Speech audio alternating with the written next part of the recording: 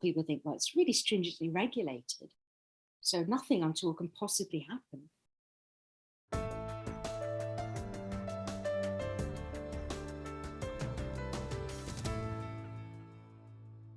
Welcome to the mini webinar series on strip clubs, Buy Not Buying It.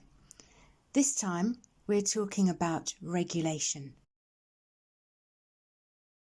Actually, the kind of regulation that you have in place is basically meaningless. So you have security, but these are bouncers, they're men who are beholden to the club.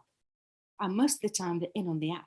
Women from the industry have told us how they frequently had to bribe security to turn a blind eye, because it was only by providing sexual contact and breaching the rules that they could make any real money. In fact, a lot of the time, security, the bouncers, are on the door harassing women as they pass by. So that's obviously fairly meaningless. You have codes of conduct, which are given to lap dancers and customers, like no touching, no this, no that. But obviously, they're not worth the piece of paper they're written on.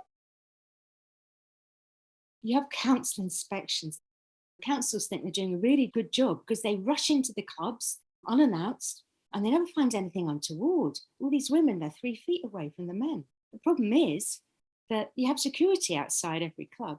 They know exactly who the licensing officers are. Quite often the licensing officers come in with a bevy of police officers, probably in high-vis jackets. They see them walking down the street. So long before they're anywhere near the club, security have radioed through saying, oh, there's an inspection coming. The whole club goes into lockdown within 30 seconds. So of course they never see anything in their council inspections. Some councils like Camden actually pre-announce their council visits.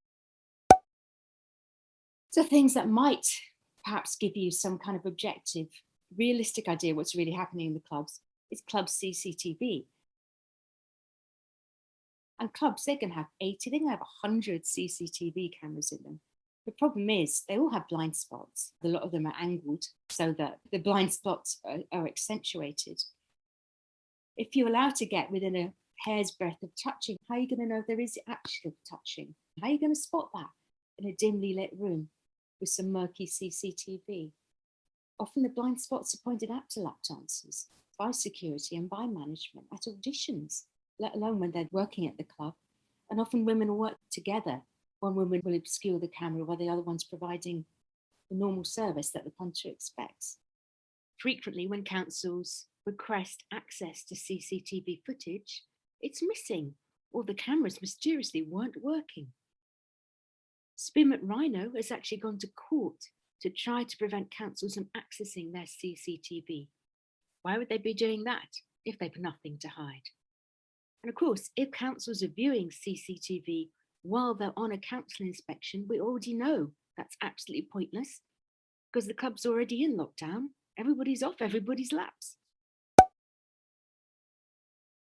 Councils have created, to their credit, I guess, lap dancer forums for former forums, which are supposed to be places where women who work in the clubs can come and tell the councils about everything that's going on and any problems they might have. So on the face of it, you might think, oh yeah, that's a really good idea. The problem is they're full of women who are loyal to the clubs. They're going to make sure nobody speaks out. They're going to report back to the clubs if anyone dares speak out. And you're dealing with some very threatening, intimidating management and owners. So women aren't going to speak out. The kind of things that are going to come up in the forum are going to be like, oh, you need a new light bulb in the toilet. It's not going to be, there's huge amount of sexual contact, there's harassment, I'm being assaulted, I'm being threatened. That's not going to come out. Another thing that might give you some kind of idea would be a whistleblower hotline. I don't know any council that has such a thing. Are women going to use it? If they're whistleblowing and they're reporting back to the council who've licensed the club and think they're all well run, who's going to use that?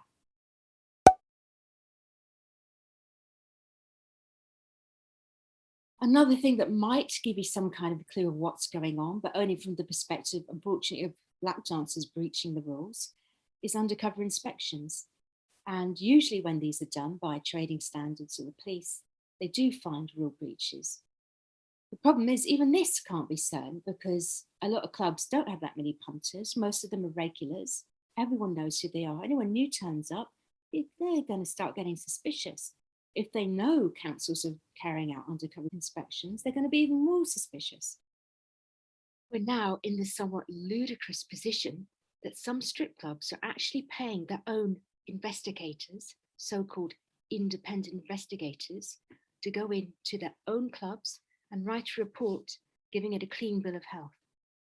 When these independent inspectors went into Spearmint Rhino in Sheffield, the head of Spearmint Rhino UK has admitted he actually knew exactly when they were going in.